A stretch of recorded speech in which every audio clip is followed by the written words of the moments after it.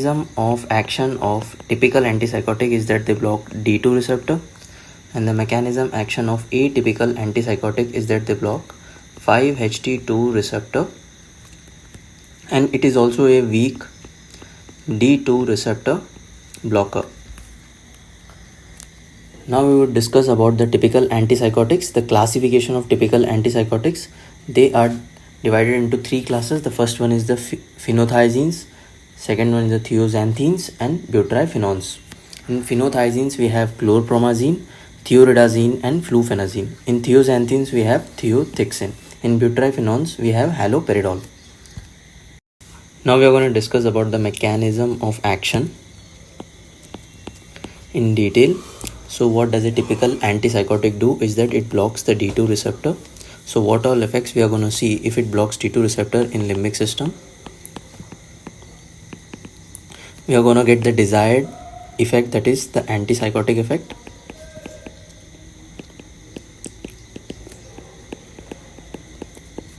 If it blocks D2 receptor in CTZ area, we are going to get the anti-emetic effect.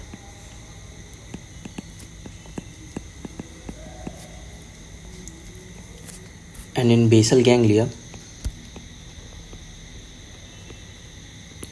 we are going to get the extrapyramidal side effect. We are going to discuss it later.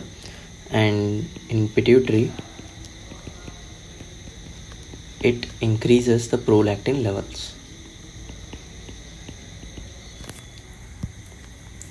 So it also has effects on other receptors like alpha-1 receptor. It blocks the alpha-1 receptor, which gives us effects like postural hypotension,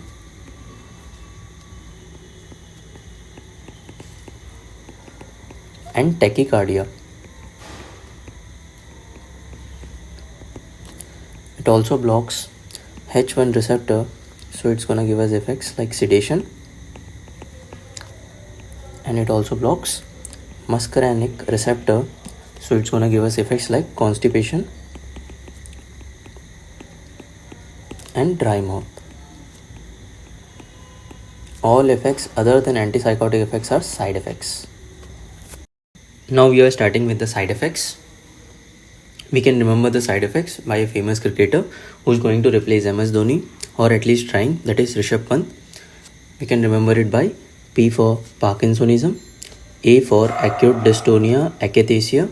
Acute dystonia is the earliest side effect, and N for neuroleptic malignant syndrome, and T for tardive dyskinesia. It is the late extrapyramidal side effect. These all are extrapyramidal side effects. We can also see endocrine related side effects because of increase in prolactin. We can see gynecomastia in males, amenorrhea, galactorrhea, and infertility in females. Now we are going to discuss the uses of typical antipsychotics. It is used in schizophrenia, but these are second line drugs. The first line drug consists of atypical antipsychotics. It is used in Huntington's chorea,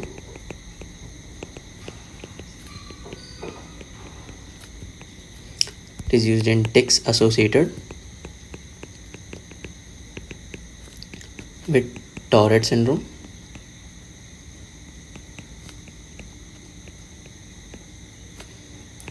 antiemetic as an antipruritic because of its H1 blocking tendency, and it is also used in mania.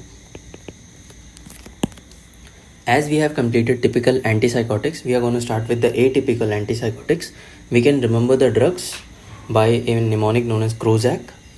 C for clozapine, R for risperidone, O for olanzapine, Z for ziprasidone, A for aripiprazole, and Q for quetiapine. The mechanism of action of atypical antipsychotics is that they block 5-HT2 receptor and it also blocks D2 receptor, but the blocking capacity is very weak, so there is less extrapyramidal side effects as compared to typical antipsychotics. Let's discuss about some drugs in atypical antipsychotics. The first one is the clozapine. The uses of clozapine is resistant schizophrenia, and the side effects are agranulocytosis and sedation.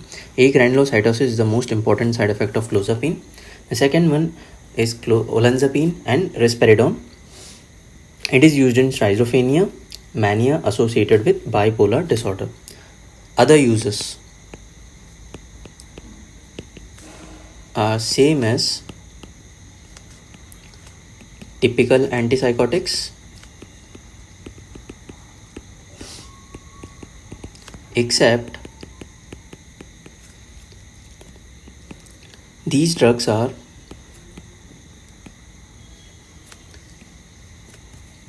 drug of choice for schizophrenia.